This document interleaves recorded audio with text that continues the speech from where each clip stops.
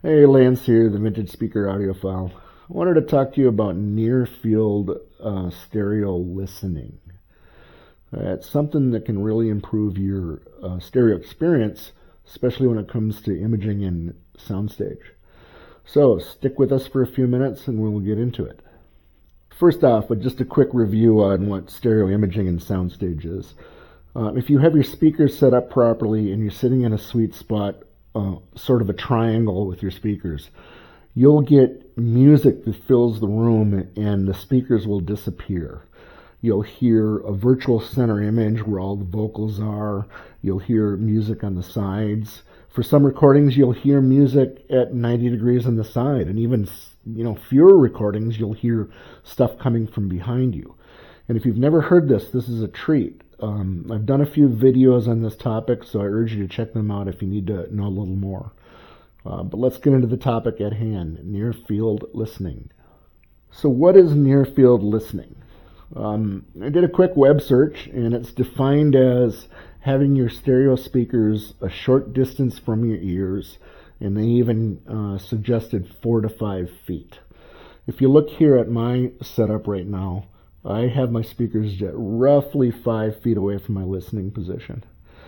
Now, I realize not everyone can set their speakers up like this. Just a lot of us don't have rooms where, other people in the house would tolerate putting speakers out in the center of the room, and I get that. I've been there.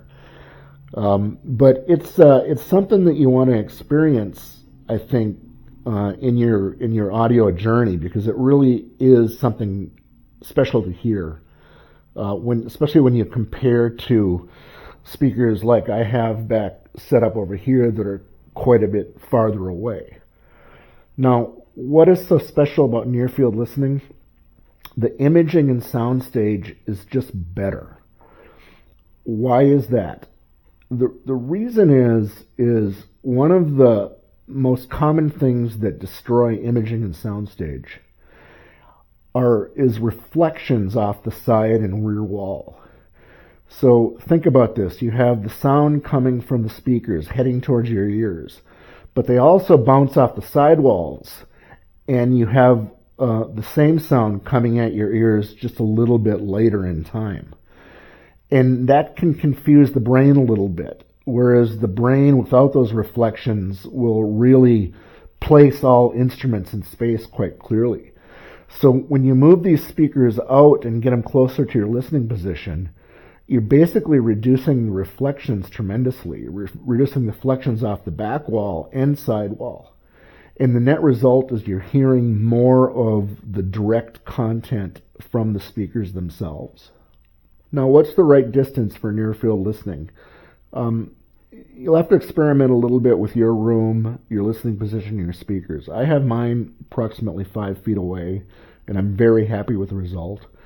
But the other thing this allows me to do is it allows me to experiment a little bit with the sweet spot. For example, I can lean forward here, and I can get closer to the speakers, and the imaging and Soundstage will change a little bit. I can even get right up in between the speakers, and still the phantom center image is right here, and the Soundstage is just all around me. I would say that it has a feeling of the difference between listening to the music and being part of the music. It's a good experience. So I would suggest anyone that can get their speakers a little closer to their listening position, just play around with the distances that you have to the speakers.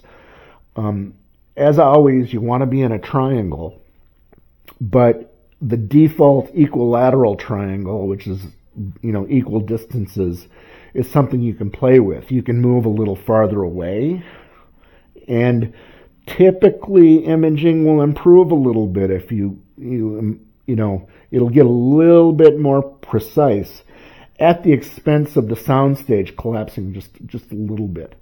As you get closer, your imaging will kind of wash out a little bit, but still your Soundstage becomes more three-dimensional. So you want to play with your position and see what's the most satisfactory for you. Now, like I said, not everybody has the luxury to do this all the time like I do here. I mean, when I test a pair of speakers, I prefer to test them using near field listening because I want to get rid of all of these reflections. Normally I would have them set up like back there with my Klipsch and my JBL L5s. But it is a really good experiment to do this. It will give you a lot more insight into imaging in Soundstage to start with, and it'll give you a better feel for what your speakers are capable of. So, I urge everyone to at least take this opportunity and do this once in their audiophile journey, because it really is interesting, and the result is quite amazing. Okay, that's it for today. I wanted to keep this video short because the topic isn't very broad. It's real simple. Get closer to the speakers, and I think you'll appreciate what you hear. Lance here, the Vintage Speaker Audiophile. Go ahead and hit the like button and subscribe if you haven't. I mean, that's the easiest way to help the channel. And thanks for all those subscribers that have already done so. We're really getting some traction with the channel now. Thanks.